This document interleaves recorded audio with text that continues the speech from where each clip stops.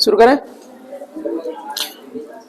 कल हमने पढ़ा क्या, बताओ जल्दी से, ठीक है ना। अच्छा, पहले एक चीज देखिएगा, एक क्वेश्चन आया था आपका, पंजाब राज्य के लोक वाद्यों में से कौन सा आया था आपका, चिक्का वाला आया था। ये देखो किससे बना है, लकड़ियों की जो होती है ना आपकी, ठीक है ना, उनसे बना हुआ है। चलो पहले क्वेश्चन करते हैं, पंजाब का कौन सा प्रसिद्ध वाद्य यंत्र है जो लकड़ियों की कई छड़ियों से मिलकर बना होता है सर, कौन सा आपका, चिक्का। सर चिक्का देख लीजिए आपका क्या है, आपका चिक्का इस तरीके से होता है। मेरी बात समझ में आ गई, क्या है, लोकवाद्य है, कहाँ का, पंजाब का, सही है। इजी हो जाता है आपको चित्रों के बाद में। तो ये आपका ढोल है, ये ढोलक रहती है, इसको जानते हो, ढोल वहां पे ज्यादा बजता है। तुम्बी, एक गाना था सुना था, ढोल बजता ते तुम्बी बजती, सुना है ना। ये तुम्बी एक्चुअली इस तरीके से रहता है, ठीक है ना। और ये आपका ढोल है, ये आप जानते हो, चिक्का, या इसको सांप भी बोला जाता है, तो पूछे जाते हैं ये सर, ठीक है ना। आगे देखो, तो पंजाब का कौन सा प्रसिद्ध वाद्य यंत्र, ये लकड़ियों की कई छड़ियों से मिलकर बना होता है, चिक्का आंसर हो गया। दूसरा क्वेश्चन है सर, रेलवे ने किसके सहयोग से भारत गौरव पर्यटक ट्रेन की शुरुआत की है, IRCTC। क्या बोला उन्होंने, IRCTC, ठीक है ना। तो रेलवे ने, इंडियन रेलवे ने आपका क्या शुरू करा है, आपका भारत गौरव पर्यटन ट्रेन। अच्छा, इसका उद्देश्य क्या है पहले समझिएगा, ठीक है ना। तो पहली बात तो आपका आंसर पता है, पड़ गया कि सर ये क्या है आपका, IRCTC। IRCTC की फुल फॉर्म आपको पता होनी चाहिए। जब आप आपका टिकट बुक कराते हो तो IRCTC का मतलब क्या होता है, इंडियन रेलवे। IR का मतलब इंडियन रेलवे, C से यहाँ पे कैटरिंग एंड टूरिज्म कॉर्पोरेशन, ठीक है ना। एक कंपनी बनाई, भारतीय कंपनी है, सरकारी कंपनी है, जिसको किसको लेकर के, किसकी आपका इसका संबंध है, भारतीय रेलवे से। इंडियन रेलवे एक अलग बात होगी। C से क्या होगा, कैटरिंग, सर उसमें खाना देने की व्यवस्था होती है ना, एंड टूरिज्म, ठीक है ना, जगह जगह घुमाने के लिए, ठीक है ना। आप टिकटिंग वगैरह करते हो, IRCTC ही आपका सारी चीजें देखती है, टिकट विकट पैकेज देना, बहुत सारी चीजें रहती हैं। तो IRCTC का मतलब समझ गए। अच्छा, भारतीय रेलवे ने इस कंपनी के साथ में मिलकर के ये ट्रेन आपका शुरू करी है, भारत गौरव पर्यटक ट्रेन। फिर से देखो, भारत गौरव पर्यटक ट्रेन, यही था ना क्वेश्चन। अब देखो इसकी दो पहल है, उनके चक्कर में करिए। पहली पहल है देखो अपना देश, कौन सी आपकी, देखो अपना देश। इसके तहत हम क्या करेंगे, हमारे देश के बहुत सारे आपके क्या है, टूरिस्ट प्लेस हैं, वहां पर हम जाएंगे और चीजें देखेंगे। कई बार क्या है ना, मैंने बोला था, अब जो है ना बाहर से ज्यादा है, इंडिया में देखने में ज्यादा अच्छा हो गया है, बहुत सारी चीजें डेवलप हो रही हैं, धीमे धीमे टूरिज्म आपका डेवलप हो रहा है। तो आपके फैसिलिटी देने के लिए क्या है, आपका व्यवस्था है, भारत गौरव ट्रेन है, इसमें पैकेज रहते हैं अलग अलग, बहुत अच्छे प्रकार से इसको चीजें की गई है। पहली पहले देखो अपना देश, दूसरा है एक भारत श्रेष्ठ भारत। अच्छा, ये कहां से कहां चलेगी, तो एक सर क्वेश्चन आता है कि थीम बेस्ड आपका सर्किट है, जैसे रामायण सर्किट है, ठीक है ना, और उसके बाद में आपका बुद्धा सर्किट है, एक्सेट्रा, बहुत सारे आपके सर्किट हैं जहां पे आपका ये ट्रेन जाएगी, ठीक है ना। तो ये सारी चीजें हमने कर ली। थोड़ा देखें अपन, ये आपकी अलग अलग जगह पे जाने वाली, ये आपकी कौन सी है, भारत गौरव पर्यटक ट्रेन, भारत गौरव, ठीक है ना। उसको देखें, भारत के गौरव को कैसे क्या उस तरीके से नामकरण किया गया। सर एक प्रश्न है तीसरा वाला, ICC इंटरनेशनल क्रिकेट काउंसिल, उसका अभी वर्ल्ड कप हुआ था सर 2023 में, बड़ा सा दर्द हमें हुआ था क्योंकि फाइनल में हम, ठीक है ना, जो भी है समझो। इसका टाइटल जीता किसने, ऑस्ट्रेलिया ने। सर कितने जीत लिए उसने, 6ठी बार जीता है। कौन सी बार जीता है, 6ठी बार जीता। और भारत के खिलाफ हुआ था सर, ये हुआ कहां था, दुनिया के सबसे बड़े क्रिकेट स्टेडियम में, दुनिया के सबसे बड़े, देखो दो शब्द बोले मैंने, दुनिया का सबसे बड़ा क्रिकेट स्टेडियम बोला मैंने, स्टेडियम नहीं बोला, क्योंकि केवल स्टेडियम बोलूंगा ना तो वो ये दूसरे नंबर पे आता है, ठीक है ना। तो लेकिन क्रिकेट के स्टेडियम में सबसे बड़ा है ये, दोनों बातें समझ में आ गई। तो ये कहां है सर, आपका मोटेरा एक जगह है, कहां पे, अहमदाबाद में, मोटेरा अहमदाबाद, और आपका गुजरात, इस तरीके से याद रखिएगा, ठीक है ना। तो वर्ल्ड का बिगेस्ट है, और इसमें 1,32,000 ऐसे करके लोग बैठ सकते हैं, दर्शक बैठ सकते हैं, ये सारी चीजें। अच्छा, इसका जो थीम थी इस बार इस वर्ल्ड कप की, तो वो थी आपकी दिल जश्न बोले, ठीक है ना। कौन सी थी, दिल जश्न बोले। इसको प्रीतम वगैरह, प्रीतम दा वगैरह है ना, म्यूजिशियन जानते होंगे, उन लोगों ने ये डेवलप करा था। अच्छा, एक प्रश्न और इसमें उभरा कि ODI में, वनडे इंटरनेशनल में 50 शतक लगाने वाला दुनिया का कौन बन गया आपका, ठीक है ना, विराट कोहली साहब बन गए आपके, ठीक है ना। अच्छा, आप देखोगे तो आपके 279 इन्होंने जो आपके इनिंग खेली है उसमें आपका 50 शतक लगा दिए। दूसरे नंबर पे लेजेंड सचिन तेंदुलकर, उसके बाद में तीसरे नंबर पे रोहित शर्मा, ऐसे करके ध्यान रखना, ठीक है ना। कई बार पहला हमें याद है, दूसरा याद है, रोहित शर्मा वाला पूछ लिया तो तीसरा कौन है, तो वो वहां कंफ्यूज हो जाओगे, ठीक है ना। तो बस इतना ध्यान रखना। चलो इसमें बात करते हैं इस वर्ल्ड कप में। तो sir man of the series कौन रहा? विराट कोहली। सबसे ज्यादा रन किसने बनाए? विराट कोहली ने 765 रन बनाए। सर इतनी बातें मोटी मोटी तो ध्यान रखनी है। सर सबसे ज्यादा विकेट किसने ली? मोहम्मद शमी ने 24 विकेट ली 7 मैच में। सर इसको क्या मिला आपका? अर्जुन पुरस्कार मिला है, ठीक है ना, अभी अभी मिला है, तो ध्यान रखिएगा। ये सारी चीजें आपकी क्वेश्चन समझ में आ गए, सारी चीजें, बाकी ऊपर वाले सारे क्लियर। जब आप लगाते हैं सेट, ठीक है ना, तब उतना वो नहीं लगता है, लेकिन पढ़ने के बाद में इसमें बहुत सारी इंफॉर्मेशन आ जाती है। सही है, चलो तो कुछ चीजें शुरू हो रही हैं। ये हमारे क्या है? सस्टेनेबल डेवलपमेंट गोल, इनको एसडीजी बोला जाता है, सतत विकास लक्ष्य। क्या बोला जाता है इनको? सतत विकास लक्ष्य, ठीक है। तो चलो पहला क्या है आपका? ये आपके इनको यूएनएसडीजी बोला जाता है, यूनाइटेड नेशन है ना आपका, संयुक्त राष्ट्र संघ। उसने आपके दुनिया भर के लिए, दुनिया के देशों के लिए, हमारी पूरी पृथ्वी के लिए ये गोल विकसित करें। ये इनकी संख्या कितनी है सर? 17 है। कितने आपके? 17 गोल हैं। कितने आपके? और इनके उपलक्ष्यों की बात करें, ठीक है ना, इनके जो सब आपके गोल्स हैं उनकी संख्या 169 है। कितनी है आपकी? 169 है। तो इसमें पहला है आपका, ठीक है ना, नो पॉवर्टी, कि पहला लक्ष्य है कि दुनिया में आपका गरीबी हटाने की बात की गई है, कि गरीबी उन्मूलन, ठीक है ना, वो होना चाहिए। दूसरा जीरो हंगर, भूख के खिलाफ वाला है। तीसरा आपका हेल्थ को लेकर के है। चौथा आपका एजुकेशन को लेकर है। पांचवा जेंडर इक्वलिटी, ठीक है ना, लैंगिक समता वाला है। छठा क्लीन वाटर एंड सैनिटेशन वाला है, पानी की, ठीक है ना, अच्छा पानी मिले और साफ सफाई हो। बाकी चीजें क्लीन एनर्जी वाला है, डिसेंट वर्क वाला है, इंडस्ट्री वाला है। बाकी चीजें आपके लिए कुछ ही काम के हैं, जैसे आपका नो पॉवर्टी वाला ध्यान रखिएगा, ठीक है ना, एक में आ रहा है। जीरो हंगर ये वाला भी है, और ये हेल्थ वाला, एजुकेशन, स्पेशली आपका जेंडर इक्वलिटी वाला, बहुत सारी चीजें आपको, ठीक है ना। अब सर हम बात करते हैं क्यों बात कर रहे थे, ठीक है ना, उसकी मैं बात अभी करूंगा, ठीक है ना। यहां आ जाओ पहले। एक वृजेंद्र नाथ गोस्वामी जी हैं, अभी इनका निधन हो गया है, 90 साल के थे, और ये प्रसिद्ध थे क्या आपके इतिहासकार। इनके बारे में मैं बात करूं तो ये जो हमारा इतिहास भी कई विधा होती हैं, उनमें इतिहास में भी आपकी कई ब्रांचेस होती हैं। तो ये आपके इंडियन आर्ट एंड कल्चर को लेकर के बहुत ज्यादा आपके ख्याति प्राप्त थे, बहुत सारी चीजें इन्होंने करी भी, ठीक है ना। तो ये आपके वृजेंद्र नाथ गोस्वामी, अभी नवंबर में 2023 में इनका निधन हो गया, तो ध्यान रखना, बड़ी हस्ती है, और ठीक है ना, ठीक है, इतिहासकार हैं आपके। आगे चलते हैं, आपका इंदिरा गांधी शांति पुरस्कार 2022 से किसको नवाजा गया है, ठीक है ना। अच्छा ये 2022 वाला ध्यान रखना, 2022 वाला दिया गया है, ये जो क्वेश्चन में था वो है आपका IMA, इंडियन मेडिकल एसोसिएशन। कौन है आपका? Indian medical association. दूसरा कौन है? TNAI, ठीक है ना। तो ये आपका भारतीय प्रशिक्षित nurse association, trend nurse association of India. कैसे याद रहेगा, ठीक है ना। तो ये आपके शरद कुमार अग्रवाल थे IMA के, इनको दिया गया। और ये आपके रॉय जॉर्ज करके हैं, ये इधर से आए थे, ठीक है ना, इनके हेड हैं आपके, अभी बने हुए हैं, ठीक है ना। मुद्दा क्या है सर, फिर से हम बात करते हैं। इंदिरा गांधी शांति पुरस्कार आपका 1986 से आपका दिया जाता है। इंदिरा मैडम की आपकी डिमाइस हो गई थी कब? आपकी 84 में, है ना। उसके बाद में 2 साल बाद में आपका पुरस्कार ये शुरू होता है, इंदिरा गांधी शांति पुरस्कार, ठीक है कि नहीं। और इसमें 25 लाख रुपए दिए जाते हैं। 3 फील्ड में दिया जाता है सर, 3 कैटेगरी इसमें, शांति, निरस्तीकरण और विकास के लिए।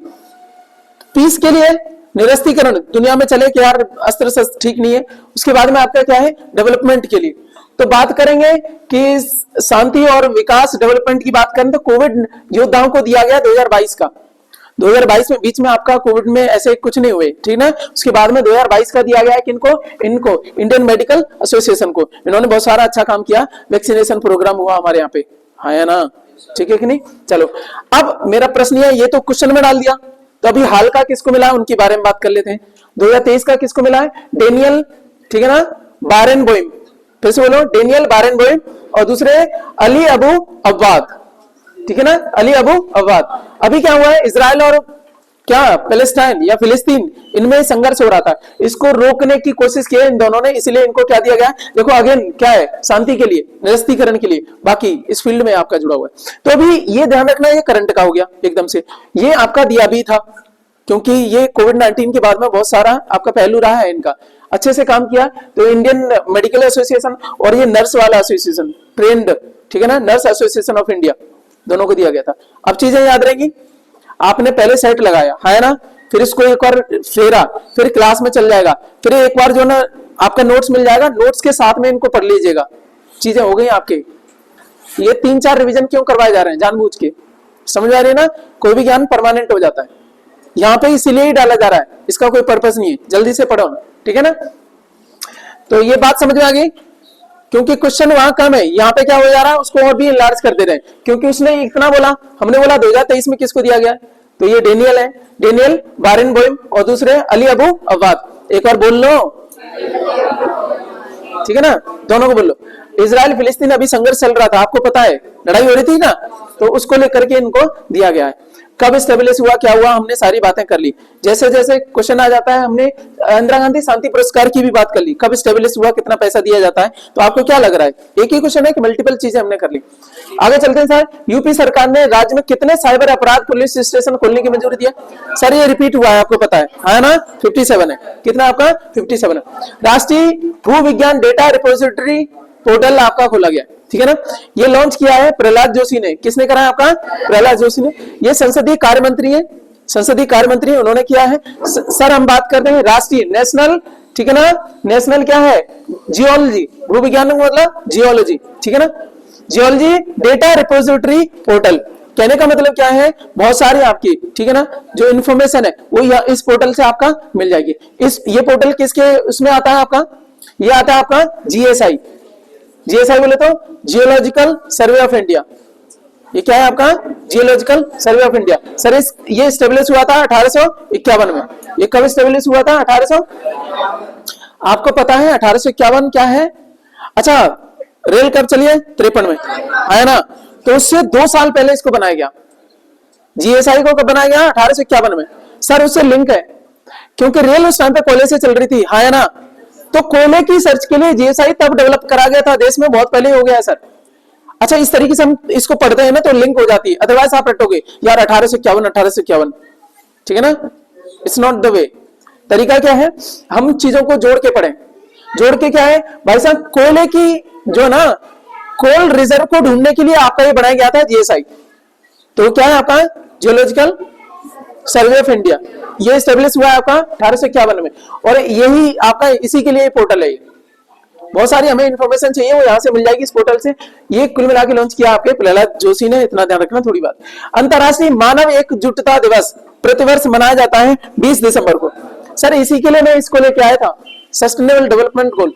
उसमें एक गोल है कौन सा वाला, नो पॉवर्टी वाला, गरीबी उन्मूलन की बात की गई है सर, इधर देखिएगा।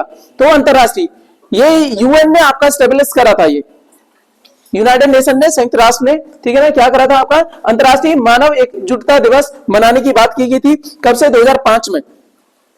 तो 22 दिसंबर था तब अनाउंस किया, अगले साल से शुरू हुआ, और ये कहां से शुरू होता है आपका 20 दिसंबर को डिसाइड किया गया था, ठीक है ना। 22 दिसंबर डेट थी, उस टाइम पे घोषणा करे थे, वहां कंफ्यूज मत होना, ठीक है ना। उन्होंने डिसाइड क्या किया कि 20 दिसंबर को मनाएंगे एकजुटता दिवस, सॉलिडेरिटी। हम एकजुट है यार, कोई भूखा नहीं रहेगा, कोई गरीब नहीं रहेगा, ठीक है कि नहीं। जो आप गुजरात में कल्चर देखते हो, वहां पे किसी दुकान का लॉस हो जाए तो क्या करते हैं लोग, आपस में थोड़ा थोड़ा चंदा करेंगे, उसकी दुकान बढ़वा देंगे। हमारे यहाँ क्या कहते हैं, पड़ोसी का लॉस हो रहा है, क्या होगा, ठीक है मरे, मैं तो यही चाह रहा था कब निकले, है ना। ये एटीट्यूड दिखाता है कि हमारी सोच कितनी संकीर्ण है, समझ में आ रही है ना। तो मानव एकजुटता दिवस ये मनाया जाता है आपका 20 दिसंबर को।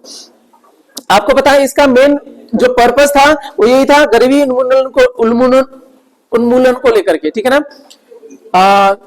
ठीक है ना, पॉवर्टी रिडक्शन उसको लेकर के। तो आपको पता है ये क्या है, आपका पहला एसडीजी है, और ठीक है ना, इनकी संख्या कितनी है, 17 है, और ये इनका टाइम कब से कब तक है, कब तक ये दुनिया लेवल पे हम अचीव करेंगे। ये शुरू होता है इनका टाइम 2015 से 2030 तक। ये जितने 17 एसडीजी है, इनका टारगेट कब तक है आपका, 2030 तक। ये अगेन हम पे एक और नई इंफॉर्मेशन आ गई, जो आपके सतत विकास लक्ष्य हैं यूनाइटेड नेशन ने दे रखे हैं, वो कब तक पूरे किए जाने सर, 2030 तक, ठीक है ना। कब से कब तक, 2015 से 2030 तक। क्या बात समझ में आ गई, चीजें इलेबोरेट हुई, चलो डन। अगला चलते सर, आपका देखिएगा, महात्मा गांधी के प्रिय भजनों में से एक वैष्णव जन के रचयिता कौन है? नरसिंह मेहता है, ठीक है ना, नरसिंह मेहता है। अभी अभी शुरुआत में आपका चला था क्लास में, है ना। वैष्णव जन तो तेने कहिए जो पीर पराई जाने रे, कहते ना वैष्णव विष्णु के लोग तो वो हैं जो दूसरे की दुख दर्द को समझ पाते हैं, पीर पराई जाने रे, जो दूसरे के दुख को जान पाता है वही आपका क्या है, वैष्णव जन है, ऐसे करके था उनका। बहुत सारे भजनों में से उनको प्रिय था, और ये साबरमती आश्रम में अनिवार्य था, ये चलता ही चलता था जितनी मीटिंग हुआ करती थी, ठीक है ना। अलीगढ़ नवोदय बात करोगे ना, अच्छा, वहां संडे को वहां चलता है ना, हमारे टाइम पे चलता था ये चलते थे। फिर कुछ न कुछ आपकी धार्मिक सभाएं हुआ करती थी संडे में, कभी आपके गुरु ग्रंथ साहिब से कुछ चीजें पढ़ाई जाएंगी, कभी कुरान शरीफ से, कभी आपकी रामायण से, कभी भगवत गीता से, ऐसे करके रहता था। तो ये आपका जरूर बजता था वहां पे, ठीक है ना, सुबह मॉर्निंग में चलता था। ज्ञानंद सर थे उस टाइम पे। चलो आ जाओ, तो हमने बात करी इसके रचयिता कौन है, आपके 15वीं सेंचुरी के। ये नहीं है कि गांधी जी के टाइम के। गांधी जी आपके कौन सी सेंचुरी के हैं बताओ जल्दी से? 20वीं के है ना, 20वीं के है ना। चलो ओके, नरसिंह मेहता आपके 15वीं सेंचुरी के गुजराती कवि है, उन्होंने इसको रचा था। और ध्यान रखिएगा, वैष्णव जन को गांधी जी की 150वीं जयंती पे फिर से गब्बाया गया, और ये तब चर्चा में आ गया क्योंकि एम.एस. सुब्बुलक्ष्मी, ठीक है ना, लता मंगेशकर, पंडित जसराज, बहुत सारे लोगों ने इसको गाया। और ये लेजेंड लोग हैं, ये सिंपल नहीं है जिनके नाम बोले। आपके यूएन में गा चुकी है एम.एस. सुब्बुलक्ष्मी, है ना, समझ आ रही है ना। चलो, तो बहुत सारी चीजें आप समझिएगा। अब आ जाओ, अगला क्वेश्चन है आपका, मानव शरीर का कौन सा भाग ऑस्टियोपोरोसिस, क्या भैया, ऑस्टियोपोरोसिस से प्रभावित होता है? सर वो क्या है, आपकी हड्डियां। पहले हम एक चीज देख लेते हैं, ऑस्टियोपोरोसिस का मतलब क्या होता है। ऑस्टियो का मतलब हड्डी, पोर का मतलब छेद, या उसमें आपके क्या हो जाते हैं, पोर का मतलब पोर्स जो होते हैं ना आपके, क्या छेद जैसे हो जाते हैं। तो देखो, जैसे आपका मधुमक्खी का छत्ता होता है ना, वैसे वैसे खाली जगह हो जाती है, हड्डी आपकी खराब हो लेती है, ठीक है ना। इसमें तो गड़बड़ हो गया यार, दिखाई नहीं, ठीक है, बिल्कुल भी ठीक नहीं है। चलो, तो थोड़ा बहुत देख लो यहाँ पे।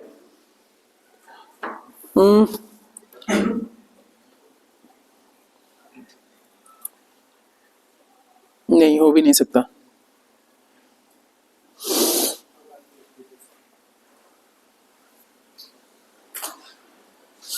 तो ये हमने बात करी कौन सी वाली, ऑस्टियोपोरोसिस की। तो ऐसे करके आपका नॉर्मलिटी ऐसी होती है, इसमें ज्यादा हो जाता है। रीढ़ में भी आपका इसी तरीके से हो जाता है, और स्पेशली ये कौन सी, कूल्हे वाली हड्डी, ठीक है ना, कूल्हे में फ्रैक्चर बहुत जल्दी होता है। अब चलो हम इस पे थोड़ा बात कर लेते हैं। मानव शरीर का कौन सा भाग ऑस्टियोपोरोसिस से प्रभावित होता है? हिंदी में इसको कहते हैं अस्थि सुश्रिता। अस्थि सुश्रिता, अस्थि बोले तो हड्डी, सुश्रिता उसमें आपके पोर हो जाते हैं, छेद हो जाते हैं, पोली हो जाती है कुल मिला के यार, ठीक है ना। अच्छा, इस रोग में क्या होगा, मान लीजिए आप गए, इसकी वैसे तो नॉर्मल आप एज की बात करोगे तो वीमेंस में रजो निवृत्ति के उपरांत आपका होता है, देखने को मिलता है। और आपके पुरुषों में ओल्ड एज में, बुढ़ापे में आपका हड्डियां आपकी ऐसी खाली सी हो जाती हैं, पोली हो जाती है, ठीक है ना। और इंग्लिश में कहते हैं इसको मेनोपॉज, ठीक है ना, मेनोपॉज के बाद में रजो निवृत्ति। तो कहने का मतलब एज कौन सी है, वीमेंस में भी वो 50 के बाद में होती है ना, और पुरुषों में भी रहता है ओल्ड एज में। लेकिन एक चीज और है, ऐसा बिल्कुल जरूरी नहीं है, ये किसी भी एज में हो सकता है, कई अन्य कारणों के बाद। वैसे तो आपका नॉर्मल देखा जाता है ओल्ड एज में, लेकिन ये छोटी उम्र में भी हो सकता है। किसी बच्चे को हो गया, पता कैसे पड़ती है आपकी, भाई साहब गिर गया, हड्डी टूट रही है बार बार, स्पेशली कूल्हे की हड्डी चटक जाती है बहुत जल्दी से, ठीक है ना। कोई है थोड़ा बहुत खांस लिया तो 2-4 हड्डी टूट जाती है, क्योंकि और तुमने ज्यादा अच्छा काम कर दिया, उसने तुमने जाके शाबाशी दे दी, तब दिक्कत हो जाती है। ये बहुत डेंजरस है सर, तो शाबाशी देना भी नहीं मालूम, पर उसके जो ना घर ही हो गया, 2-4 ढक्कन ही रह गए, ठीक है ना। चलो इधर से, तो यहां तक बात समझ में आ गई, अरे बालक इधर समझ में आ गई, चलो ठीक है। ऑस्टियोपोरोसिस से प्रभावित होता है आपका हड्डियां हैं, स्पेशली इसमें देखने को मिलता है आपका क्या है, कूल्हे के फ्रैक्चर। अब क्या करना चाहिए सर, इसमें होता क्या है, बीएमडी कम हो जाता है। बीएमडी क्या होता है सर, बोन मास आपका क्या है, डेंसिटी। बोन में जो भी सौदा होता है ना वो कम हो जाता है यार, बोन का जो मास है ना वो कम हो जाता है, उसकी डेंसिटी आपकी कम हो जाती है, तभी तो पोर है यार, सिंपल सी बात कर रहा है, फालतू में घुमा रहा है। ऑस्टियोपोरोसिस इसकी बात होगी। ठीक है। अब देखो, अब प्रभाव की बात करें तो उसमें सबसे ज्यादा देखोगे तो अमेरिका में ये मसले देखने को मिलते हैं।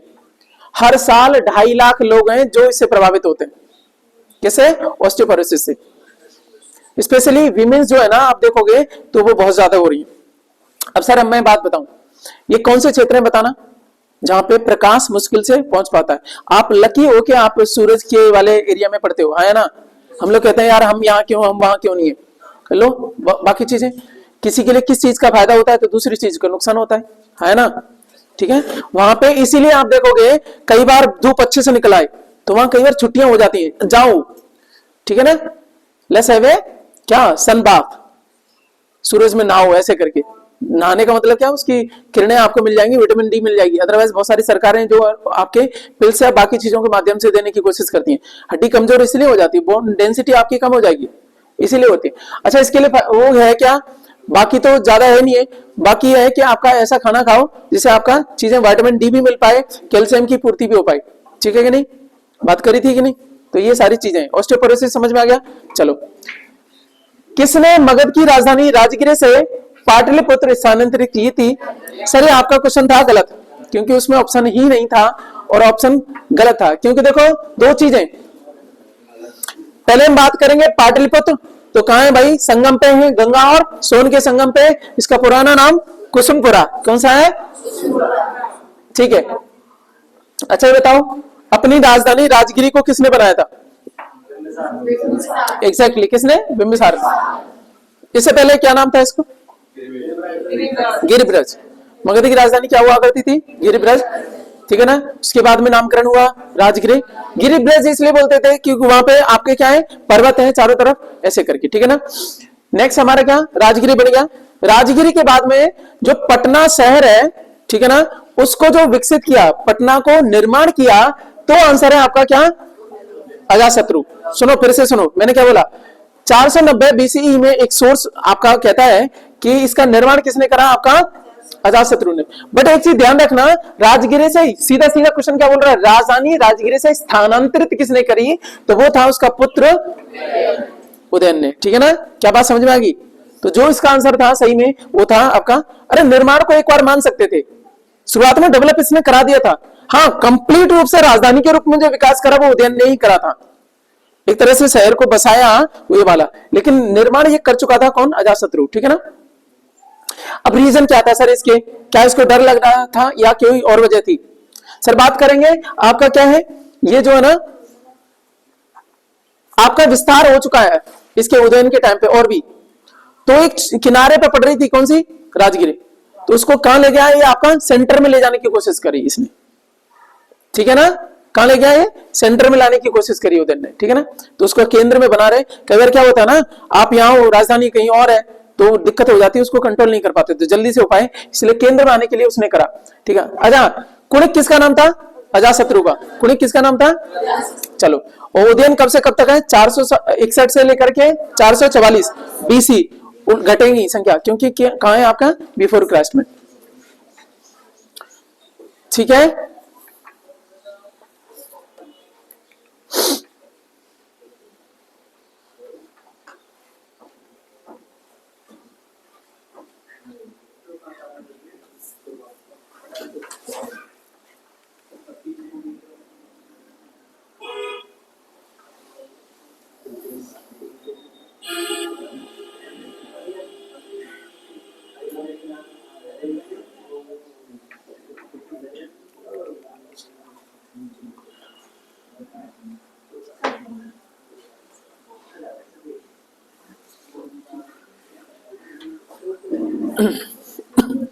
चलो आगे देखते हैं आपका, ये हुआ था नहीं हुआ था? अच्छा हाँ, लास्ट में रह गया। योगक्षेम वहाम्यहम् किसका आदर्श वाक्य है? तो LIC का है सर ये, ठीक है। योगक्षेम वहाम्यहम्, योग का मतलब क्या होता है? अच्छा, इनके अनुसार बात करें, योग का मतलब होता है जो अप्राप्य चीज है उसको प्राप्त हो जाए, उसको कहते हैं योग। कहते ना गॉड के बारे में। अब योग को कहीं पर भी लगा सकते हो, आप जॉब कर रहे हो, जॉब की व्यवस्था आप तैयारी कर रहे हो, ठीक है ना, अप्राप्य अभी ऐसी लग रही है, मेहनत करोगे तो क्या होगा, प्राप्त हो जाएगी, तो वो योग हो जाएगा, आपके साथ में मिल जाएगा, हाँ है ना। यहाँ गॉड से भी मिला सकते हो, योग अप्राप्य है, प्राप्त हो जाए तो योग हो जाएगा। अब क्षेम का मतलब हो गया जो प्राप्त हो गया है वो सुरक्षित भी रहे, उसको कहते हैं क्षेम। यहां से शब्द बना योग क्षेम। वहाम्य हम, मैं वहन करता हूं, आपके पास में जो चीज है उसका संरक्षण करता हूं। कहने का मतलब कोई खराब हो जाएगी तो हम बीमा कराते हैं इसलिए क्योंकि वो उसकी भरपाई कर दे। योग क्षेम वहाम्य हम, उसका मैं वहन करता हूं। किसका डायलॉग है आपका, LIC का, भारतीय जीवन बीमा निगम का। क्या समझ पाए, अब रटना नहीं पड़ेगा, जो चीज प्राप्त है आपकी उसकी संरक्षण करना। संरक्षण का मतलब उसकी कॉस्ट आपकी बनाए रखना, ठीक है ना। आपको घाटा होगा तो हम भरपाई करेंगे, इसलिए हम बीमा करवाते हैं। तो भारतीय जीवन बीमा निगम इसका आदर्श वाक्य याद रहेगा। भारत और श्रीलंका में को कौन सा, भारत और श्रीलंका को कौन सा जल डमरू मध्य, इसमें खाड़ी शब्द नहीं कह सकते, आपका स्ट्रेट है ये, ठीक है ना। वो आपका अलग करता है तो वो आपका पाक जल डमरू मध्य, कौन सा है आपका, पाक जल डमरू मध्य, ठीक है ना। देखो इस तरीके से देखेंगे कहां पे आपका, ठीक है ना, इधर आपका जल डमरू मध्य, ठीक है ना। इधर है आपका कौन सा वाला, बे ऑफ बंगाल, उसके बाद में आपका गल्फ ऑफ मन्नार, ठीक है ना। ये गल्फ गलत बोल रखा है, बे है, ये दोनों बातों में अंतर रहता है, ये सस्ता नशा करके इसने लिखा है, ठीक है ना। ये पाक स्टेट है सर, क्या आपका पाक स्टेट यहाँ पे। तो भारत अलग होता है, भारत बोले तो तमिलनाडु वाला स्टेट श्रीलंका से अलग होता है। पाक स्टेट लिखा हुआ है कि नहीं है यहाँ पे, ठीक है ना, पाक की खाड़ी इस तरीके से, हाँ काइंड ऑफ उस तरीके से खाड़ी भी बोल सकते हैं, अदरवाइज इसको टेक्निकली बोला जाता है आपका पाक स्टेट, ठीक है ना। पाक खाड़ी यहाँ पे है, ध्यान रखना। और यहाँ पे स्टेट का मतलब ये जो आपका रास्ता है, जगह है, उसको बोला जाता है। इसको पाक बे बोलना चाहिए था, ठीक है ना। ठीक है, चलो बाद में देखेंगे।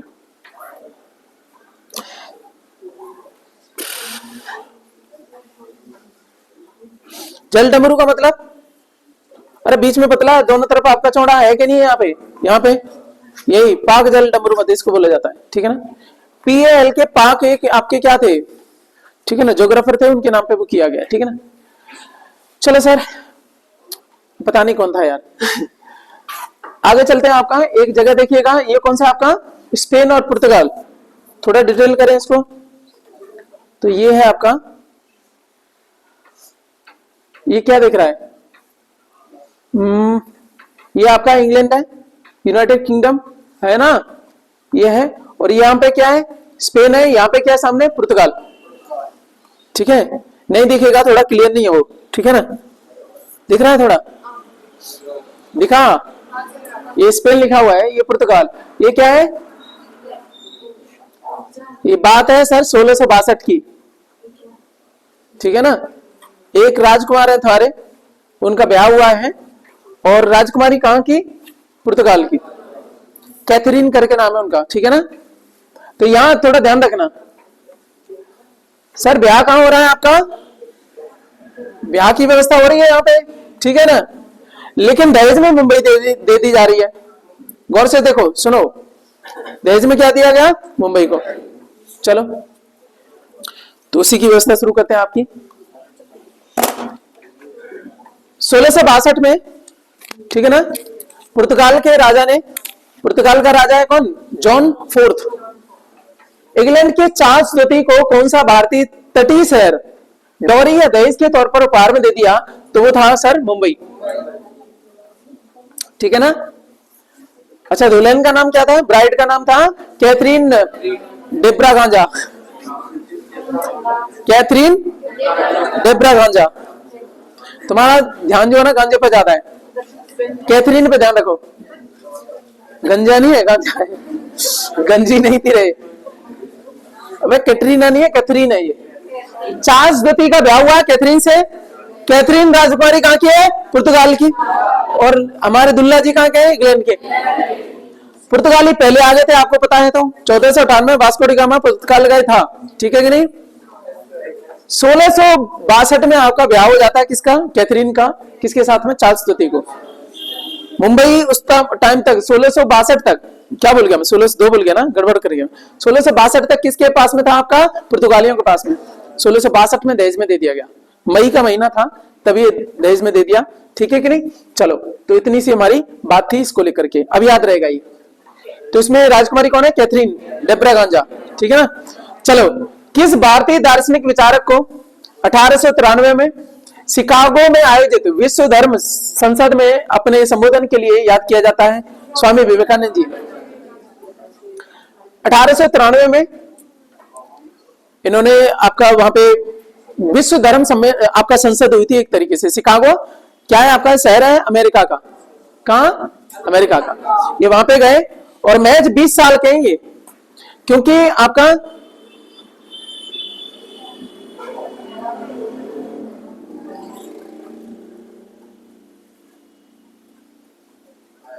नहीं 20 नहीं, ज्यादा साल के, ये शायद 63 30 के हैं ना, 30 साल के, ठीक है 30 साल के हैं। तो शिकागो में आयोजित विश्व धर्म संसद में अपना उन्होंने भाषण दिया, ठीक है ना। वो है आपके स्वामी विवेकानंद। चलो अब इनसे रिलेटेड कुछ बातें कर लेते हैं। ये समय कौन सा था आपका, लगभग 11 सितंबर से लेकर के संसद चलती है 27 सितंबर तक। 11 सितंबर को पहला जो भाषण दिया उसमें उन्होंने बोला था brothers and sisters of America. इस चक्कर में सारे लोग जो है ना अचंभित हो गए थे। अच्छा, जब ये संसद शुरू होने वाली थी, इनके बारे में बात करें तो बाद में ये जो है ना महान तो थे ही, ऐसा बात नहीं है, ठीक है ना। स्ट्रगल इन्होंने बहुत झेली। कहते हैं ना कि साधु बनने से पहले इनके पिता भी नहीं रहे थे और एक कायस्थ जाति से आते हैं, ठीक है ना। हालांकि साधु की जाति नहीं पूछनी चाहिए, लेकिन इनका थोड़ा बैकग्राउंड देखें तो कायस्थ थे। और ये मुंशी वगैरह जो होते हैं ना, कायस्थ क्या होते हैं, एडमिनिस्ट्रेटर होते हैं, राजाओं के या मंत्री ऐसे करके बना करते थे पहले। तो उससे थे कि इनका भी काम वही था। लेकिन इनके पिता गुजर गए, कोई नहीं रहा। बाद में कहते हैं कि फिर ये साधु हो गए थे और इनके गुरु आपके रामकृष्ण परमहंस है ना, ठीक है ना, उनके प्रभाव में रहते थे। तो पहले तो ये नहीं बनना चाहते, लेकिन जबरदस्ती उन्होंने, है ना, परिस्थितियां ऐसी रहती हैं कि फिर इनको उन चीजों से आपका वहां पर नहीं रहा। चलो, अरे इतने भी चीजें हो गई थी कि इनके लिए खाने की व्यवस्था भी नहीं रहती, बहुत ज्यादा, बहुत ठोकरें झेली सामान छोटे से आपके जीवन में। चलो, विवेकानंद जी है, इनका जन्म हुआ था 12 जनवरी 1863 में। सर 30 साल के हो गए ना, 63 से 93, 30 साल के हो गए, यहाँ पे लिखा हुआ है।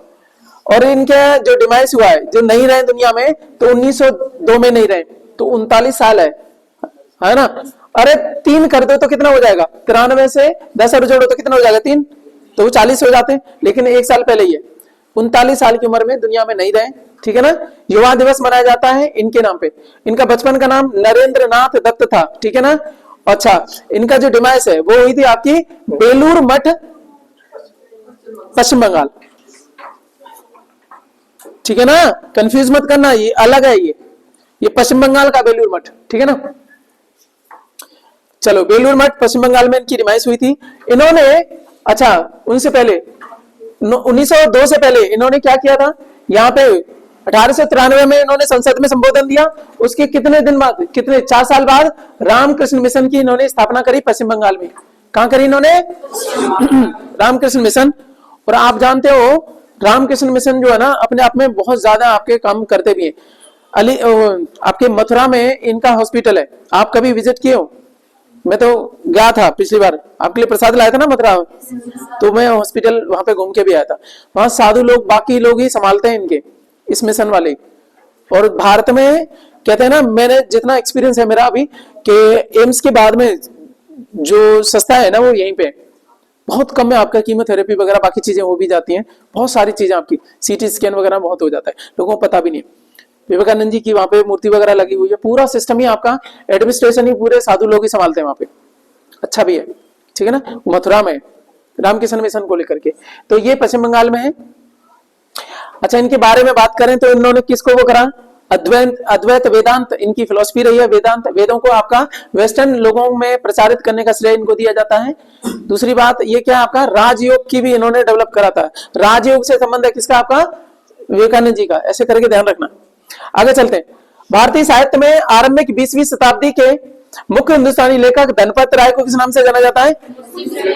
सर उस दिन हमने कर लिया था इनके 55 का नाम, ये फायदा होता है वो क्लासेस का, आ गया था ना? कैसा लग रहा था? ये सिंपल सा लग रहा था कि नहीं? तो जो पढ़ लेते वही सरल है, बाकी कुछ नहीं है। हरिवंश राय बच्चन को उनके किस काव्य संग्रह के लिए आपका जाना जाता है? तो सर वो क्या है? मधुशाला। मधुशाला असल में सूफीवाद का दर्शन है, ठीक है ना? सूफीवाद की झलक देखने को मिलती है मधुशाला में। उन्होंने जितनी भी बातें करी हैं, ठीक है ना, उसमें शब्द प्रयोग करे हैं किसके? आपके शराब के। मधु का मतलब मधुशाला बोले तो शराब खाना, ठीक है ना? लेकिन ध्यान रखना उसमें कहीं पे भी उन्होंने शराब की बातें नहीं करी है, सारी चर्चा वही है, लेकिन इनडायरेक्ट उन्होंने कटाक्ष करे, ध्यान रखिएगा। शब्द कुछ प्रयोग कर रहे हैं लेकिन बातें अलग अलग तरीके से, ठीक है ना?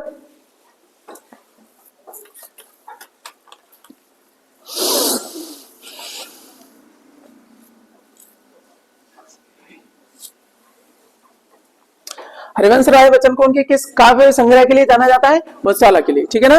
अच्छा, किस संरचना को प्रथम विश्व युद्ध के दौरान अविभाजित भारतीय सेना के सैनिकों की युद्ध स्मृति में बनाया गया है? वो क्या है आपका? इंडिया गेट, ठीक है ना? ये कहां पे? कर्तव्य पथ पे। पहले क्या था? राजपथ था ना, अब उसका नाम बदल गया कर्तव्य पथ। कहां पे सर? नई दिल्ली में, ठीक है? अच्छा, हरिवंश राय बच्चन साहब की जो वो है ना मधुशाला, उसका उसमें एक लाइन जो है ना सबसे अच्छी लगती है,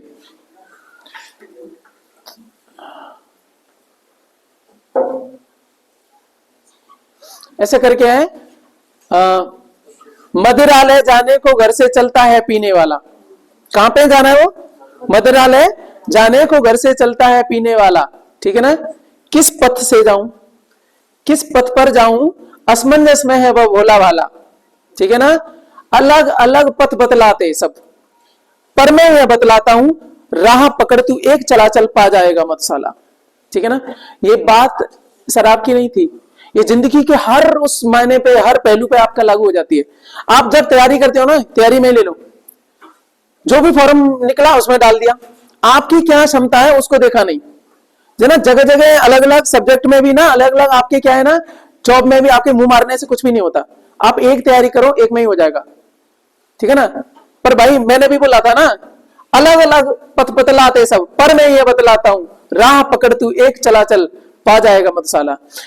असल में कोई भी जो है ना जॉब आपकी टिपिकल नहीं है, इसका जो सिलेबस होता है ना हर एक जॉब का आपका अलग अलग तरीके से होता है, अलग अलग डिजाइन होता है। उसको सिलेबस को एक बार कर लो, फिर जब तक आपकी जॉब नहीं आ रही मल्टीपल टाइम रिवाइज करो। सर किसी का हो या ना हो, आपका जरूर हो जाएगा। हम क्या करते हैं, जब वो आएगा तभी देखेंगे, 2 महीने पहले हम शुरू होते हैं बरसाती मेढक की तरह। सर कुछ नहीं हो पाता इससे, आप चक्रव्यूह में फंसे रहते हो परीक्षाओं के। बच्चन साहब ने क्या बात कही है। अच्छा, हरिवंश राय बच्चन के बारे में बात करें तो ये प्रोफेसर भी रहे, ठीक है ना? इलाहाबाद विश्वविद्यालय से भी पढ़े हैं आपका, बाकी ये फॉरेन में भी पढ़ने गए थे, और भारत सरकार में हिंदी के लिए ये जो है ना आपके विदेश मंत्रालय में ये नियुक्त किए गए थे। आगे जाके देखोगे तो ये आपके राज्यसभा से एमपी भी रहे सर। और ये पिता है किसके बताओ? लेजेंडरी अमिताभ बच्चन के। समझ में की बात है? तो साधारण इंसान भी नहीं है। राह पकड़ तू एक चला चल, क्या बात है, अलग अलग पथ बतलाते सब, पर मैं ये बतलाता हूं। क्या बात कही इन्होंने। जिंदगी में ध्यान रखना यार, कुछ भी अचीव करना है ना, आप कोई भी लेवल कुछ भी अचीव करना चाह रहे हो, हम क्या है ना हमारे सपने ही पल पल पे बदलते रहते हैं। यार आपको कुछ भी करना है पहले डिसाइड कर लो और उसी को करो। बिजनेस करनी है तो उसी को करो, कभी ये कर रहे हैं कभी वो कर रहे हैं वो नहीं। सर इस पल में आप हो ना, ये कभी नहीं आने वाला। कुछ समय के बाद में पीढ़ियां बदलती हैं, चीजें बदलती जाती हैं धीमे धीमे करके, है ना? आपका ये जो ऑस्टियोपोरोसिस एक बुढ़ापे में आपका आ जाता है, अभी आपका जो ना ये पल कभी नहीं आएगा, कभी वापस नहीं आएगा। जब इस पल में रहते हैं ना तब एहसास नहीं होता है, जब ये पल निकल जाएगा ना तब एहसास होता है। सोचो आपकी जो पुरानी पीढ़ी है ना वो इस पल में होगी तो क्या वो महसूस करती होगी। उनके समय के लोग हैं ही नहीं है, अकेले हैं। नई पीढ़ी आ गई, नई पीढ़ी उनको निकाल देती है, कोई उनको मतलब नहीं है। देखा नहीं है, वो तो दादाजी हैं फलाने, उनसे कोई मतलब नहीं। नई पीढ़ी अपने झमेले में लगी हुई है, तुम दुनिया से एकदम से अलग थलग पड़ जाते हो, हाँ है ना? तो आप इस पल को एहसास भी करो, और इतनी शक्ति है, इतनी ऊर्जा इस टाइम पे, इसका यूज करो, ठीक है ना? अभी कंफ्यूज भी रहते हैं ना, किस पथ से जाऊं, असमंजस में है वो भोला भाला, अलग अलग पथ बतलाते सब, पर मैं ये बतलाता हूं, राह पकड़ तू एक चला चल तो आ जाएगा मधुशाला। सर आगे बात करते हैं। फर्स्ट वर्ल्ड वॉर हुआ सर आपका कब हुआ? 1914 से लेकर के 1918 तक। इस दौरान हमारे बहुत सारे आपके लगभग बात करें तो 90,000 सैनिक जो है ना आपके मारे गए थे। 90,000 सैनिक सर बहुत बड़ी बात है, हमारे लोगों की शहादत हुई, ठीक है ना। आगे देखो, अच्छा तो 1931 में बनाया गया इंडिया गेट। विश्व तो आपका बंद हो गया है, अरे दूसरा शुरू हो जाएगा 39 से, तो 39 से चलेगा 45 तक, आया ना, वो 6 साल चलता है। लेकिन बात कर रहे हैं 1931 में बनाया, युद्ध खत्म हो गया 18 में। 1931 में, ठीक है ना, हमारे जो सैनिक शहीद हुए थे उनकी याद में बनाया गया था इंडिया गेट। कहां पे? कर्तव्य पथ पे है वो, नई दिल्ली में। वहां से आपकी 26 जनवरी पे जाओगे तो वहां से वो आपकी वो गुजरती भी है क्या, झांकियां, हम लोग गए भी हैं वहां पे, बोथ ऑफ यू, है ना। कौन सी साल थी वो? उनमें से 4 लोग थे, 2 तो ही बैठे, ठीक है ना, अपन थे, एक आपका, ठीक है। चलो कर्तव्य पथ पे है, ये इसकी हमने बात करी थी। चलो सर आगे बात करेंगे। किसकी आत्मकथा का शीर्षक गोल है सर? कल ही पढ़ा था। जब क्वेश्चन पढ़ा हुआ आता है तो कैसा लगता है? अच्छा ये जितने क्वेश्चन हो रहे हैं अभी रिपीट नहीं हो रहे, लेकिन आपके एग्जाम में रिपीट होंगे ना, तो इतनी टेंशन काहे ले रहे? और जो आ जाएगा ना आप जल्दी से लगा भी पाओगे, क्योंकि सबकॉन्शियस ब्रेन में है, अभी अभी पढ़ा हुआ है आपका, ठीक है ना। मेजर ध्यानचंद की हमने बात करी थी, ध्यानचंद जी आपके पीछे पहुंच गए। आगे चलो, वर्ल्ड वाइड वेब, www आप देखते हो नेट वगैरह में रहता नहीं, वेबसाइट होती है www फलाना ढिमका.com है ना, सही है ना। तो इसमें जो world wide web, world wide दुनिया में वेब एक नेट जाल, ठीक है ना, उसके आविष्कारक कौन थे? टिम बर्नर्स ली थे। कौन आपके? टिम बर्नर्स ली, ये ब्रिटिश वैज्ञानिक है। कौन है आपके? ब्रिटिश वैज्ञानिक है। और ये उस टाइम पे काम कर रहे थे सर्न में। सर किस में काम कर रहे थे? ठीक है, सर्न में काम कर रहे थे। कब की बात है ये आपका? 1989 में। कब आविष्कार करा आपका? 1989। इस टाइम पे आपका कौन है? राजीव गांधी है ना? हाँ राजीव गांधी सर हैं। यहाँ पे आपके क्या पीएम है, ठीक है ना। ऐसे चल रहा है सर। सर्न की आपकी फुल फॉर्म देखेंगे तो council European polar research nuclear, ये आपका 1952 में स्टेब्लिश हुआ था, ठीक है ना। 1989 में कौन? टिम बर्नर्स ली यहाँ पे काम कर रहे हैं, ब्रिटिश वैज्ञानिक हैं। लेकिन ये इससे पहले आपका 1952 में स्टेब्लिश हुआ है। सर हमारे यहाँ पहले चुनाव हुए 52 में, थोड़ा लिंक करो, तब ये सर्न में स्टेब्लिश हो गया है। और बात आ रही है कि ये www यानी वर्ल्ड वाइड वेब के आविष्कार कब हुआ है? 89 में, 89 में, ठीक है ना। यहां तक बात बता दी। सर्न के बारे में, सर्न फेमस हुआ था कब? LHC लार्ज हेड्रोन कोलाइडर, ठीक है ना। अरे ना पार्टिकल एक्सीलरेटर, जोर से आपके टकराए गए थे, नहीं याद? चलो ठीक है, ये बताओ हिग्स बोसॉन कण कहां खोजा गया? यहीं पे, नहीं पता? गॉड पार्टिकल, हिग्स बोसॉन कण, अद्भुत। तो आप यहीं पे किया गया था। ये बड़े बड़े एक्सीलरेटर है, यहाँ पे पार्टिकल्स को जो ना टकराया जाता है ऐसे करके। सर ये कहां है? इसको कहते हैं फ्रैंको स्विस, आपका बाउंड्री पे, फ्रांस और स्विट्जरलैंड, ठीक है ना। फ्रांस और स्विट्जरलैंड की आपकी बाउंड्री पे सर, यहाँ पे नियर कहां पे आपका? जिनेवा के पास में ये बनाई गई है। बहुत लंबी चौड़ी आपकी प्रयोगशाला टाइप की है। और इसमें यूरोप की है सर, यूरोप के 22 देश इसमें सदस्य हैं अभी फिलहाल। इंडियन साइंटिस्ट भी यहाँ पे काम कर रहे हैं, बहुत सारी चीजें हैं। और यहाँ पे खोज चलती है आपकी किसको लेकर के, ब्रह्मांड की उत्पत्ति कैसे हुई, क्या हुई, बहुत सारी चीजों को लेकर के। आपकी मर्जी है सर, देख लेना। पेंटियम चिप के पिता कौन है? विनोद धाम है सर। इसमें एक ऑप्शन में था तो हमने कर दिया। पेंटियम होते ना, प्रोसेसर होते हैं, तो आपके कंप्यूटर आते हैं P1 P2 P5 ऐसे करके रहता ना, तो पेंटियम करके रहता है, तो प्रोसेसर की क्षमता के आधार पर रहता है, जितना नंबर ज्यादा होगा उतना पेंटियम वो प्रोसेसर अच्छा होगा, ठीक है ना। P5 P6 P7 P8 P9 ऐसे करके आपके वो रखें। तो विनोद धाम है, ठीक है ना, जो पेंटियम चिप के पिता कहे जाते हैं, कभी भी आ सकता है। महर्षि वाल्मीकि जी का आश्रम ब्रह्मवर्त में था, जो वर्तमान में है बिठूर में। बिठूर का है कानपुर वाला। ये क्वेश्चन रिपीट हुआ इसलिए मैंने इसको ज्यादा वैल्यू नहीं दी। सर अभी हम बात करेंगे बिठूर जैसा ही कुछ था बेलूर। बेलूर मठ क्या है, पश्चिम बंगाल में, उसका संबंध किससे है, विवेकानंद से। लेकिन ये बिठूर है, बेलूर नहीं है, दोनों में अंतर समझ में आ रहा है। बिठूर बेलूर कंफ्यूजन सा होता है ना।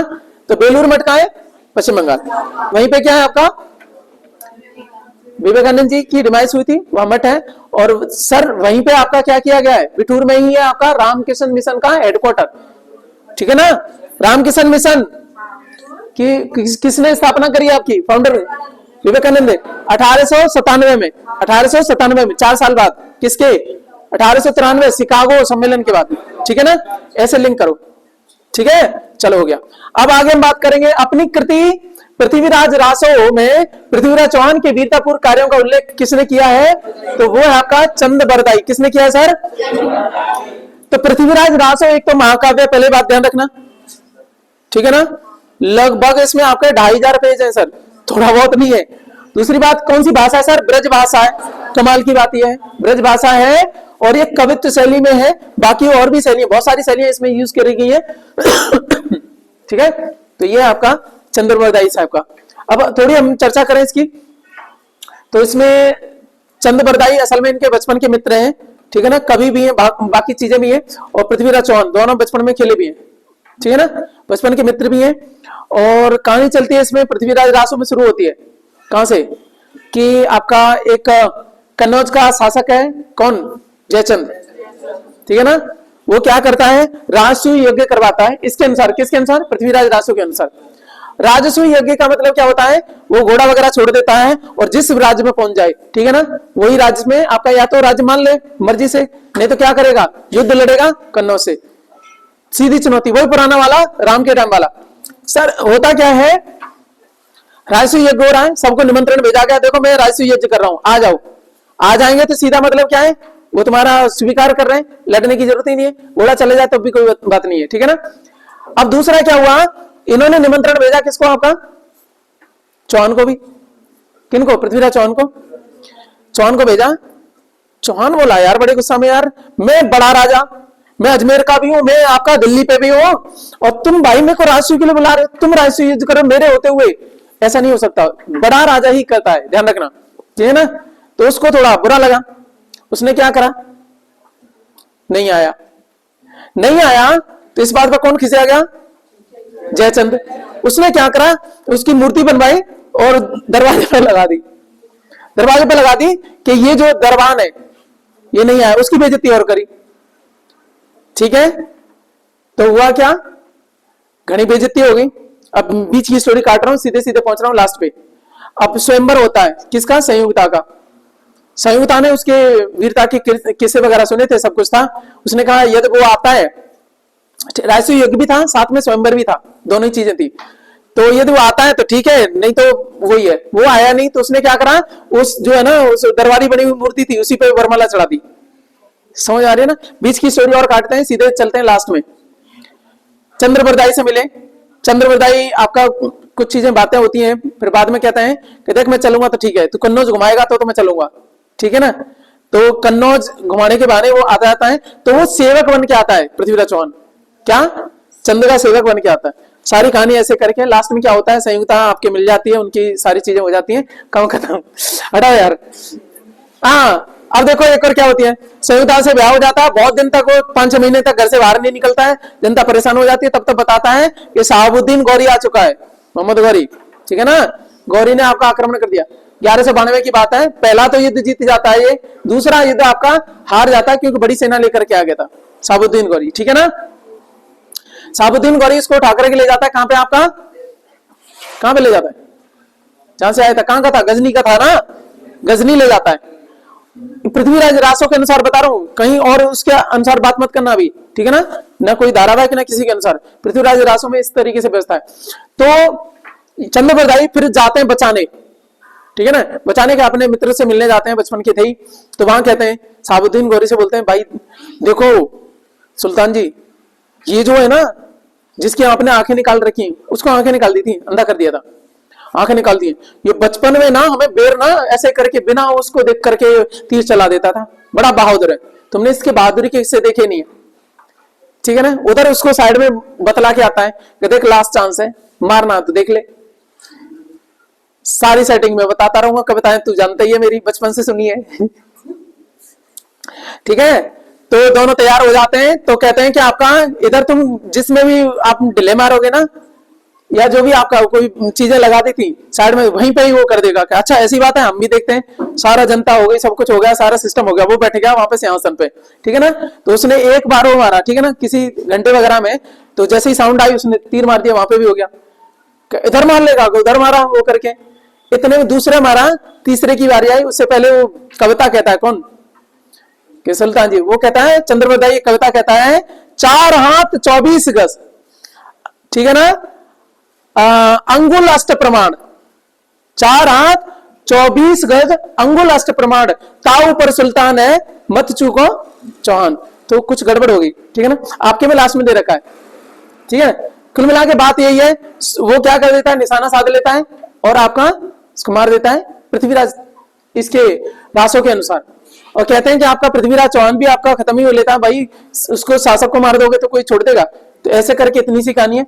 और एक प्रश्न और है आपका यहाँ पे, राष्ट्रीय कवि मैथिली शरण गुप्त का जन्म यूपी के कहाँ हुआ था, झांसी में हुआ था। इनकी कुछ आपकी कृतियां देख लेते हैं, क्योंकि राष्ट्र कवि हैं, इनके बारे में बात आ रही है। मैथिली शरण गुप्त झांसी के, खड़ी बोली के आपके कवि हैं। इनकी कुछ चीजें, जयद्रथ वध किसने लिखा है, मैथिली शरण गुप्त ने। साकेत किसने लिखी है, पंचवटी। सर एक नाम आ जाए तो हम इनकी एक्स्ट्रा चीजें भी कर लेंगे, फायदेमंद चीज है कि नहीं, क्योंकि कल की डेट में क्या आएगा, जयद्रथ वध बड़ा इनका आपका चीज है, ठीक है ना, इनकी रचना बड़ी रचना है जयद्रथ वध, वो ज्यादा पूछी जाती है। जयद्रथ वध किसने लिखी, मैथिली शरण गुप्त ने। मिलान में आ जाता है सर, हिंदी वाले में काम आएगा, ठीक है नहीं। आगे चलेंगे, मथुरा कला का विकास किस काल में अपने शीर्ष पर था, कुषाण काल में।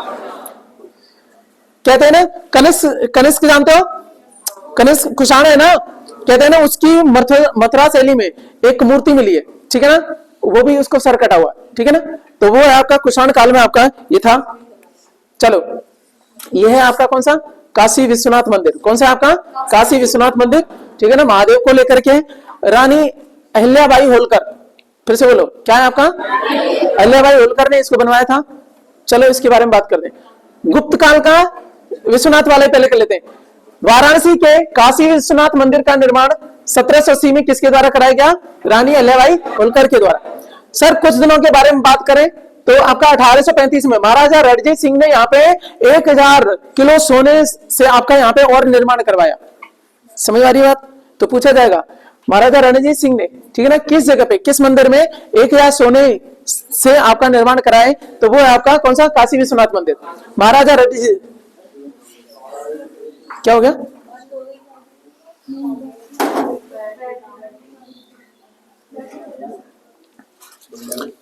चल रही, तो कौन सा है आपका, कहां पे पहुंच गए अपन, अच्छा ये हो गया। आगे चलेंगे, ये बात समझ में आई, आगे चलो। तो गुप्त काल का टेराकोटा की ईंटों से बना भीतरगांव मंदिर यूपी के कहां पे है आपका, कानपुर में। फिर से देखो क्या बोला, गुप्त काल है, ठीक है ना, गुप्त काल का टेराकोटा की ईंटों से बना भीतरगांव मंदिर कहां, यूपी में, कानपुर में, ठीक है ना, कानपुर में। अच्छा टेराकोटा क्या होता है, पकी मिट्टी, पकी जो ईंटें होती है ना, मिट्टी जब पका देते हैं उसी को टेराकोटा बोल देते हैं, उसकी ईंटों से बना। भीतरगांव मंदिर कहां है आपका, कानपुर में, भीतरगांव मंदिर कानपुर में। अच्छा चलो, यूपी के लोकायुक्त का पद का सृजन कब हुआ है सर आपका, 1977 में। कंफ्यूज कर देता है ये, हमें लगता है यार लोकपाल बिल तो अब आया है तो बाद में होगा, आपका आंसर गड़बड़ कर दी होगी। 19 है, 19 आजादी के बाद में, 19 18 नहीं है, मैं बोल रहा हूँ ना, सुन लो। 1976 में आपका अधिनियम आता है, रुक लेना, लोकायुक्त अधिनियम आता है 1974 में, ठीक है ना, उसके तहत फिर बनाया गया। उसके बाद में कुछ दिनों के बाद में 74 के बाद में 77 में आपका लोकायुक्त का सृजन कर दिया गया। लोकायुक्त क्या होता है, जैसे सेंटर में आपका लोकपाल होता है ना, भ्रष्टाचार के खिलाफ ये संस्था है, ये देखता है कि किसने कहा भ्रष्टाचार कर दिया, उसको लेकर के एक आपका नियामक संस्था है, प्राधिकरण है, अथॉरिटी है, ठीक है ना। लोकायुक्त, राज्यों में लोकायुक्त होता है, केंद्र के लेवल पे लोकपाल कहते हैं, इसी को क्या बोलते हैं, लोकपाल कहते हैं। बात समझ में आ गई। तो 1977 में हुआ था, 1977 में। मैं इसका वो भी बता रहा हूं कि 19 दिख रहा है लेकिन है नहीं है, सॉरी 18 दिख रहा है नहीं है, 19 है, ठीक है ना। अब जबरदस्ती करो मत। अच्छा, एक प्रश्न आपका आता है, एन.के. मेहरोत्रा देश में सबसे लंबे समय तक सेवा देने वाले आपके क्या है, आपके लोकायुक्त हैं। सर ये यूपी के, अभी कहां आपका 2006 से 2012 तक इनका कार्यकाल खत्म हो रहा था, लेकिन यूपी गवर्नमेंट ने इनका कार्यकाल बढ़ा दिया और 2015 तक, 2015 में फिर सुप्रीम कोर्ट ने जबरदस्ती इनको हटाया, तो 9 साल तक रहे थे। और इतना समय बहुत बड़ी बात हो जाती है। तो एक प्रश्न हो गया, एन.के. मेहरोत्रा यूपी से संबंध रखते हैं ना, यूपी में रहे लोकायुक्त और लंबे समय तक रहे। एक पूछा जाएगा, लोकायुक्त यहाँ क्वेश्चन पूछा 1977, ये भी पूछ सकता है, देश में सबसे लंबे समय तक सेवा देने वाले लोकायुक्त कौन है, एन.के. मेहरोत्रा, ठीक है नहीं। अभी आपका बीरेन सिंह है, अभी फिलहाल 2016 के बाद में आपका नई व्यवस्था जो दी है, बीरेन सिंह नाम के दी है। फर्रुखाबाद में गंगा नदी के किनारे मुगल घाट का निर्माण किसने कराया था, औरंगजेब। फर्रुखाबाद, ठीक है ना, गंगा नदी के किनारे मुगल घाट का निर्माण औरंगजेब ने कराया था। किस लोक नृत्य का आयोजन बुंदेलखंड क्षेत्र में फसल कटाई के समय किया जाता है, तो कर्मा, कर्मा है आपका, ये किया जाता है। बुंदेलखंड फिर से हम बात करेंगे, जालम बांची, जालौन झांसी ललितपुर, ठीक है ना, हमीरपुर महुआ बाना चित्रकूट। इस एरिया में फसल कटाई के टाइम पे एक लोक नृत्य होता है, डांस है, क्या है आपका, कर्मा डांस है, ठीक है ना। अबे डांस कर करके काटते हैं क्या, पता नहीं, जो भी है कर्मा। आगे चलो, आगरा की मोती मस्जिद का निर्माण किसने करवाया, सर करा दिया था, है ना। मोती मस्जिद आगरा के किले में किसने बनवाई, व्हाइट मार्बल, इनका आपका इंटरेस्ट रहता है। यहीं पे मोती मस्जिद एक और जगह सर, दिल्ली के लाल किले में किसने बनवाई, औरंगजेब ने। दोनों शब्दों में ध्यान रखिएगा, ठीक है ना। चलो सर, अब हमारी जो आ गई, ये कैसे आपकी पेड़ों वाली, पेड़ों की आपकी प्लांट सेल है, और ये हमारी क्या है, एनिमल्स की, किसकी, हमारी सबकी।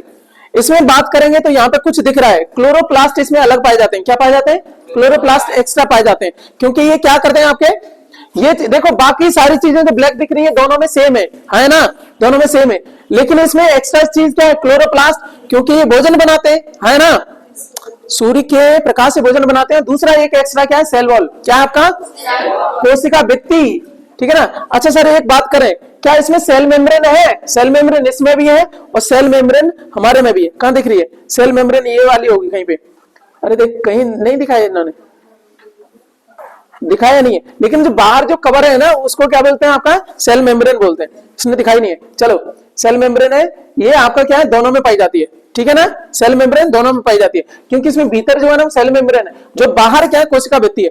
अरे हम लोग तो अपना डिफेंस कर लेते हैं, प्लांट डिफेंस नहीं कर पाते हैं। गॉड ने क्या किया, एक आपका सुरक्षा कवच दे दिया उसको, ठीक है ना, उनकी।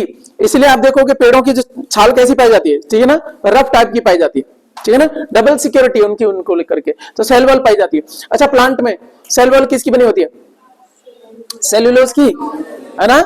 अच्छा इसको डीप में जाता हूं, लिग्नो सेल्यूलोज किसकी, आपके लकड़ी में लिग्निन की मात्रा बढ़ती जाएगी, लकड़ी और भी कठोर होती जाएगी, ठीक है ना। तो ये होगी, प्लांट में आपके सेल वॉल पाई जाती है। सिंपली बात करें तो सेल्यूलोज की, किसकी, और डीप में बात करते हैं लिग्नो सेल्यूलोज की, किसकी। अच्छा ये बताओ, जो कवक है, कवक है उसमें सेल वॉल किसकी होती है, कवक बोले तो फंजाई, फंजाई में किसकी होती है, काइटिन की। अच्छा सर एक और में पाई जाती है, इसमें देखो प्लांट किंगडम में तो किस में पाई जा रही है, आपकी प्लांट्स में पाई जा रही है सेल वॉल किसकी, सेल्यूलोज की, लिग्नो सेल्यूलोज की, ठीक है ना। अच्छा एक किंगडम हो रहा है, कौन सा, किंगडम फंजाई, उसमें किसकी है, काइटिन की, उसमें किसकी है।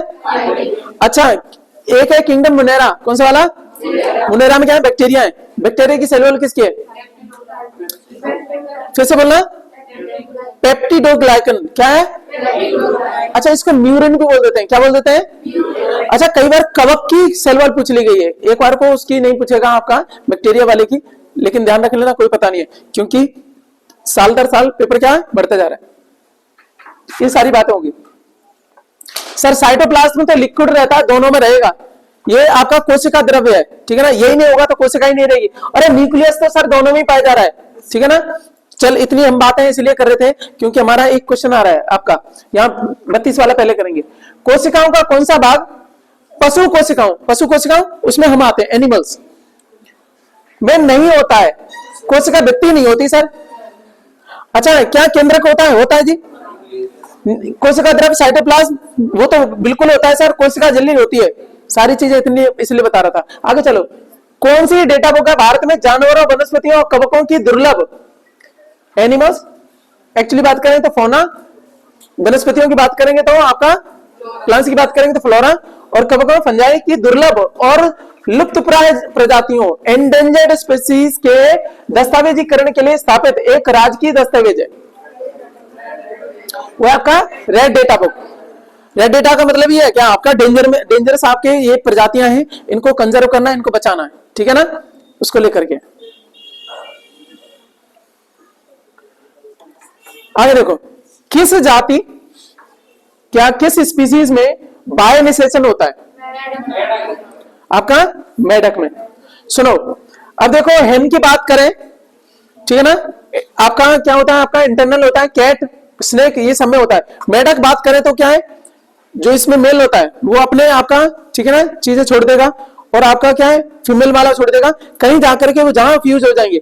मछलियां भी ऐसे ही करती हैं, इनमें इंटरनल आपका कोई भी आपका फर्टिलाइजेशन नहीं होता, बाहर ही होता है, पानी में रहते हैं, पानी में ही छोड़ देंगे अपने अपने, जहां पे मिल जाएंगे वो क्या फ्यूज हो जाएंगे, ठीक है कि नहीं। इस तरीके से निषेचन होता है बाहर, शरीर के अंदर नहीं होता। ह्यूमंस में शरीर के अंदर होता है, जानवर बड़े जो कम्प्लेक्स है उनमें सब में आपका क्या होता है, फर्टिलाइजेशन, ठीक है ना, निषेचन भीतर होता है, ठीक है। लेकिन जो आपके मछली है, मछलियों में भी अभी तो एक आंसर था आपका मेढक, मछली भी कर दो तो मेल मछली है वो अपने आपके, ठीक है, वो छोड़ देगी, और आपका फीमेल है वो जहां पे वो मिल जाएंगी वहीं पे आपके क्या हो जाएगा, ठीक है, चीजों का निर्माण हो जाएगा। मेरी बात समझ में आएगी।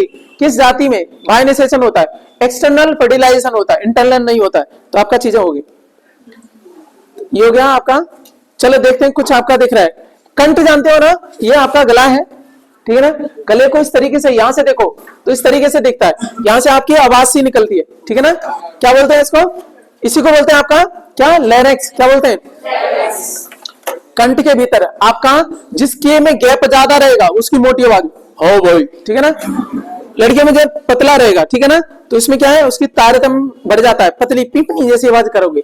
पपिया बजा है ना, दोनों वाइब्रेट करते हैं तभी तो साउंड करता है, पपिया जानते हो, अरे आम का कितने पेड़ तुमने बिगाड़ दिए उस चक्कर में कि आवाज अच्छी नहीं आ रही, गंदी बात, उस पेड़ ने सोचा होगा, उस बीज ने, ठीक है ना, मैं उगूंगा, कितने लोगों को फल दूंगा, हत्यारो। चलो इधर आ जाओ, बहुत सारे होते हैं, इधर आ जाओ सर, आपके जो है ना क्या है, इधर देखो, आम खाने में कोई दिक्कत नहीं है, बात गुठली की है, चलो ठीक है, इधर देखो, आम के बाद इधर ये गले में जो है ना, ये जो है ना आपका वोकल कॉर्ड कहते हैं, वोकल कॉर्ड कहते हैं, ये आपस में टकराते हैं, इनसे साउंड क्रिएट होती है, ठीक है कि नहीं, और हमारी जीभ उसको बिना इसके बोले तो देखो जीभ वगैरह को टच मत करो, और भाई कहां जा रहा है, मैं बोल रहा हूँ, मैं क्या बोल रहा हूँ, और भाई कहां जा रहा है, लेकिन हमारी जीभ उस साउंड को क्या देती है, उसको मोल्ड कर देती है, जीभ मत उठने दो। अच्छा सुनो, कहते हैं ना जीभ काट दो किसी की, जीभ काट दो किसी की कोई मतलब नहीं होता, केवल हाँ हाँ करेगा वो, कहने का मतलब क्या है, जीभ कहीं अलग अलग जगह पे टच होती है, अलग अलग तरह की साउंड निकलती है।